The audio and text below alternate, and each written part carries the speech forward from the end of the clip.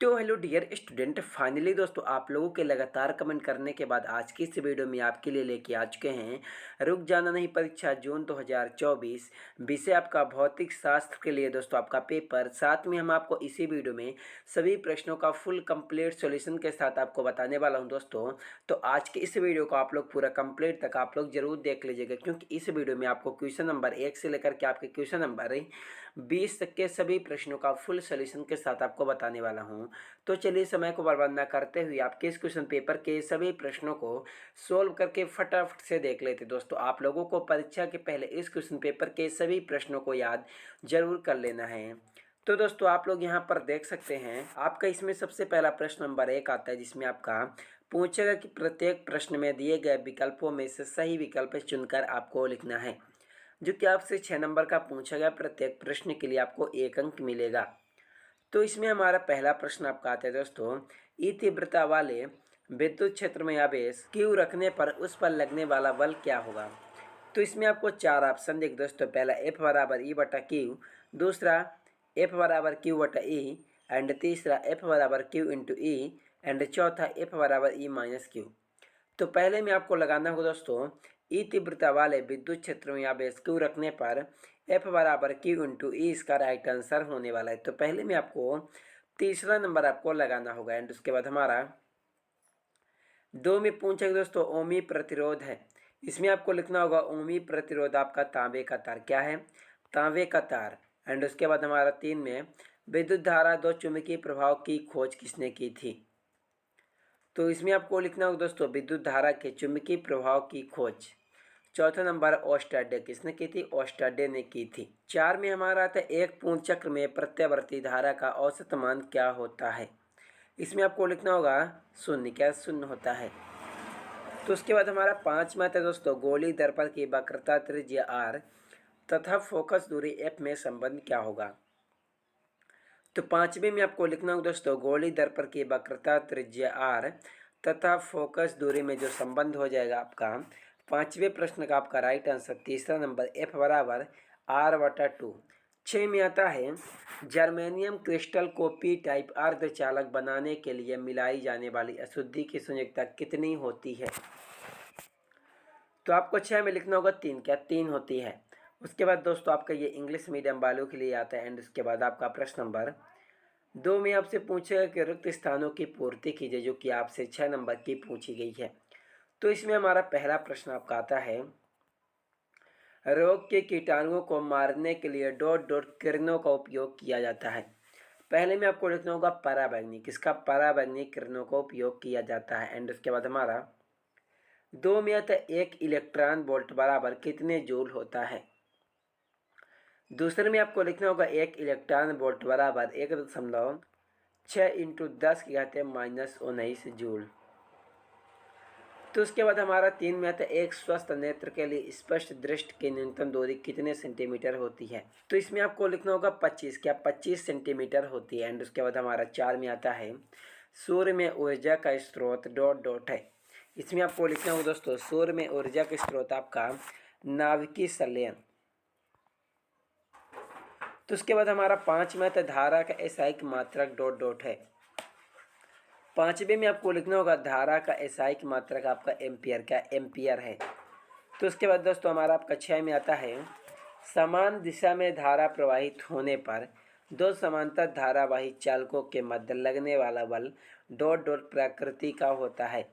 इसमें आपको क्या लिखना होगा दोस्तों, इसमें आपको लिखना होगा आकर्षक, क्या आकर्षक प्रकृति का होता है।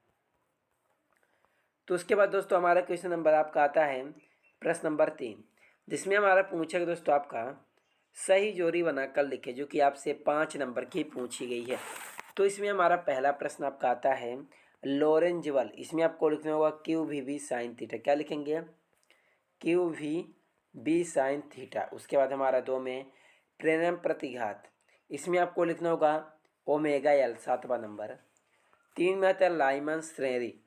तीसरे में आपको लिखना होगा दोस्तों 5वां नंबर आपका पराबैंगनी क्षेत्र। उसके बाद हमारा 4 में आता है 4 में हमारा आता है, निर्वात में विद्युत चुम्बकीय तरंग की चाल। चौथे में आपको लिखना होगा दोस्तों पहला नंबर 1/√f साइलन 0 उसके बाद हमारा छः में क्या आता है, प्रकाश का कणिका सिद्धांत, इसमें आपको लिखना होगा न्यूटन, क्या लिखेंगे, न्यूटन। तो उसके बाद दोस्तों हमारा आपका प्रश्न नंबर आपका 4 में आता है, निम्नलिखित प्रश्नों के उत्तर को आपको एक शब्द एक वाक्य में देना है। पहला नंबर आता है आपका 6 नंबर के टोटल पूछा गया है। पहला प्रश्न आपका आता है दोस्तों, धारामापी को वोल्टमीटर में कैसे परिवर्तित करते हैं। तो इसमें आपको लिखना होगा, धारामापी को वोल्टमीटर में उच्च प्रतिरोध का तार लगाकर परिवर्तित करते हैं। क्या, उच्च प्रतिरोध का तार लगाकर। 2 में आता है दोस्तों आपका, प्रत्यावर्ती अमीटर का पाठ 2 एंगस्ट्रम है तो परिपथ में धारा का शिखर मान क्या होगा। इसमें आपको लिखना होगा, एक सेकेंड, इसमें जो होगा दोस्तों, परिपथ में धारा का शिखर मान I0 बराबर 2√2 एंगस्ट्रम। तो उसके बाद दोस्तों हमारा आपका आता है 3 में आता है, एक्स तरंगों का एक उपयोग लिखिए।